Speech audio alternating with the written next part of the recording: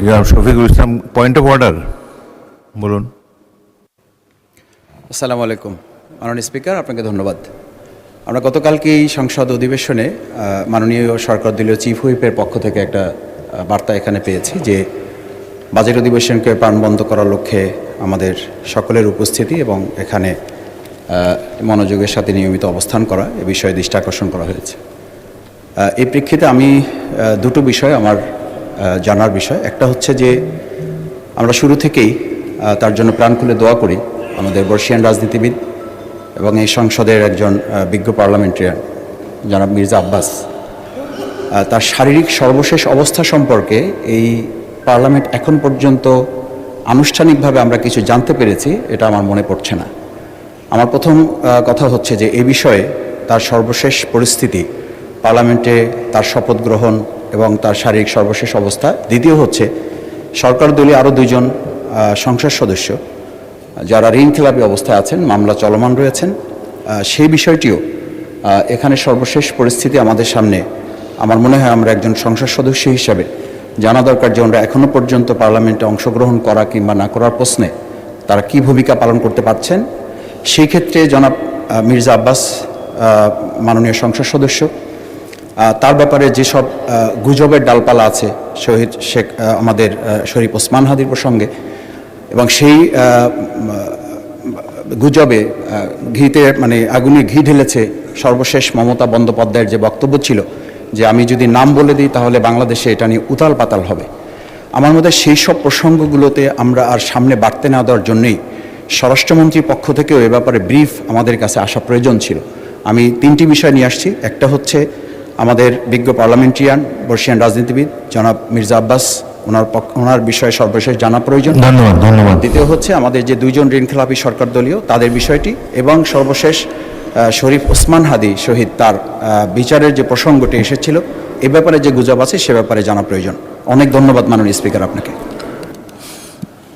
মাননীয় চিফ বলুন, গুজব সম্পর্কে কিছু বলবেন না? গুজব we don't take any notice.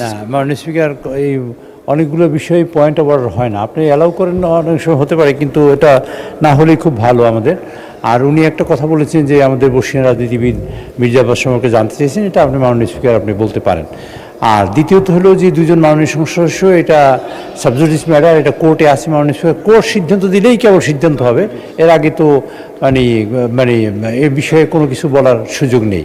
তা আমি মনে করি মাননীয় স্পিকার বাইরের বিষয়গুলো যেগুলো প্রয়োজনীয় নয় সেগুলো আমাদের পয়েন্ট অফ অর্ডারের নাম বলে আমাদের পার্লামেন্টের সময় যাতে না যায় সেদিকে আপনি দৃষ্টি রাখবেন। ধন্যবাদ মাননীয় স্পিকার। ধন্যবাদ। আমি বলতে যাওয়ার আগেই আপনি বলে ফেলেছেন এগুলো কোনো পয়েন্ট অফ অর্ডার না। তাছাড়া বলতে চাই জনাব মির্জা আব্বাস আমাদেরকে চিঠি দিয়ে জানিয়েছেন তার অবস্থা ক্রমাগত ভালো হচ্ছে, তো যথাসময়ে সুস্থ হলে তিনি এখানে আসবেন। বাকি গুজব কে কী বলেছে, কার সম্পর্কে কী গুজব, এগুলো নিয়ে জাতীয় সংসদ সময় নষ্ট করতে পারে না, এবং সুতরাং পয়েন্ট অফ অর্ডার বলার সময় আপনারা চলমান বিষয়ের উপরে কিছু বলবেন এবং অযথা সংসদের সময় নষ্ট হয় এমন কিছু উত্থাপন তুলবেন না। গুজব কখনো জাতীয় সংসদের বিবেচ্য বিষয় নয়। আর তাছাড়া যেসব বিষয় সাবজুডিস আদালতে চলমান আছে সেগুলোর চূড়ান্ত সিদ্ধান্ত জানার পরই জানানো হবে। কোনো সংসদ সদস্য যদি সদস্য পদ চলে যায় যথাসময়ে সংসদ থেকে সবাইকে জানিয়ে দেওয়া হবে। ধন্যবাদ।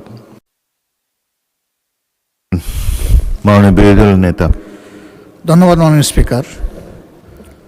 সংসদটা আমাদের কাছে জাতির আমানত, এবং প্রথম দিক থেকেই আপনি আহ্বান জানিয়ে এসছেন আমরা সবাই যেন পার্টিসিপেশন করে এই সংসদটাকে প্রাণবন্ত রাখি। দুটা জিনিস এখানে লক্ষণীয়, যেটা সংসদের মেজাজের সাথে যায় কিনা আপনি সিদ্ধান্ত দেবেন। একটা হলো যে গুরুত্বপূর্ণ ব্যক্তিরা সংসদ সদস্যদের কথাগুলা যাদের নিজের কানে সরাসরি শোনা দরকার, বিশেষ করে মন্ত্রিপরিষদের সম্মানিত সদস্যবৃন্দ, অনেক সময় দেখি যে মন্ত্রণালয় সম্পর্কে কথা বলছে সেই মন্ত্রণালয়ের সংশ্লিষ্ট কেউ এখানে উপস্থিত নেই। তো এই যে অনুপস্থিতির একটা ব্যাপার, বিশেষ করে সিনিয়র লিডারদের, এইটা আমাদেরকে আহত করে। 2 নম্বর, সংসদ চলাকালীন সময় মাঝে মাঝে আমরা লক্ষ্য করি কোনো জায়গায় 4-5 জন মিলে আরেকটা মিটিংয়ের মতো চলতেছে। একদিকে সংসদে গুরুত্বপূর্ণ আলোচনা হচ্ছে, আপনি নিজে অ্যাটেনশন দিচ্ছেন, আমরা বুঝার শোনার চেষ্টা করতেছি, আবার ওইদিকে এগুলোও চলতেছে। এগুলাতে সংসদের ডিসেন্সি যেমন নষ্ট হয়, তেমনি আমরা যারা সংসদকে অনুসরণ করার চেষ্টা করি আমাদের মনোযোগও নষ্ট হয়। এই বিষয়ে আপনি কিছু বলবেন কিনা, কোনো উদ্যোগ নেবেন কিনা? ধন্যবাদ মাননীয় স্পিকার। ধন্যবাদ বিরোধী দলীয় নেতা। তার উত্থাপিত প্রথম প্রশ্নটি অত্যন্ত গুরুত্বপূর্ণ। বাজেট অধিবেশন চলছে, গুরুত্বপূর্ণ মন্ত্রী, বিশেষ করে যাদের সম্পর্কে এলাকার দাবি দাওয়া নিয়ে মাননীয় সদস্যগণ বক্তব্য রাখেন, যেমন হাসপাতালের কারণে, হাসপাতালের অব্যবস্থার কারণে স্বাস্থ্যমন্ত্রীকে তারা অনেক কিছু বলেন, আইন শৃঙ্খলার প্রশ্নে স্বরাষ্ট্রমন্ত্রীকেও কিছু বলেন, এবং এলজিআরডি মন্ত্রী অবশ্যই এখানে থাকেন, তার ব্যাপারে সবসময় তারা দেয়। তবে কালকে এই প্রশ্নটি আলোচিত হয়েছিল এবং মাননীয় চিফ হুইপ বলেছিলেন যে তারা রাষ্ট্রীয় কাজে ব্যস্ত। তো যাই হোক, আমি আবারও আজকে তাগিদ দিলাম, কোনো রাষ্ট্রীয় কাজ সংসদ অধিবেশনের চাইতে বেশি গুরুত্বপূর্ণ নয়। সকল